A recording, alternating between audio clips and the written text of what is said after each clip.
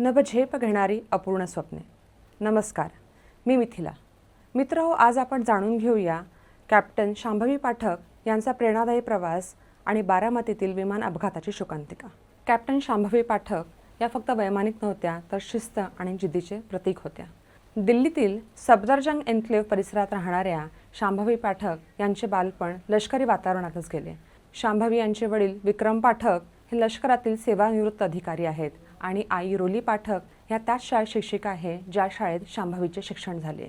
शालेय जीवनात त्या स्कूल कॅप्टन होत्या आणि 2018 मध्ये शालेय शिक्षण पूर्ण झाल्यानंतर त्यांनी मागे वळून पाहिलं नाही. मुंबई विद्यापीठातून BSc इन एरोनॉटिक्स पूर्ण केल्यानंतर त्यांनी न्यूझीलंडमध्ये जाऊन व्यावसायिक वैमानिकाचे खडतर प्रशिक्षण घेतले.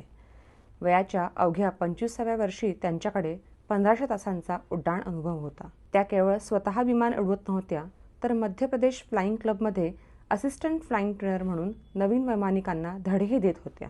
विमान अपघाताचा तो काळजाचा ठोका चुकवणारा प्रसंग 28 जानेवारी 2026. तो बुधवारचा दिवस नेहमीसारखाच सुरू झाला होता.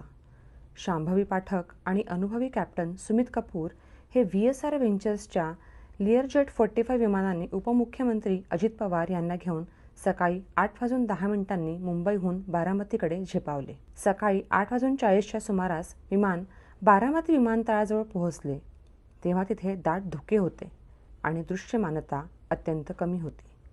वैमानिकांनी लँडिंगचा पहिला प्रयत्न केला, पण धावपट्टी न दिसल्याने त्यांनी गो राऊंड म्हणजे पुन्हा हवेत जाण्याचा निर्णय घेतला.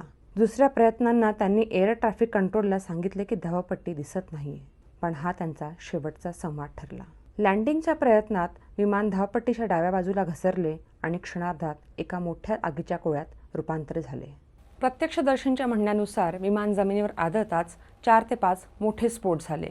आगीची तीव्रता एवढी भीषण होती की मदत कार्य करणाऱ्यांना कोणालाही बाहेर काढणं शक्य झाले नाही.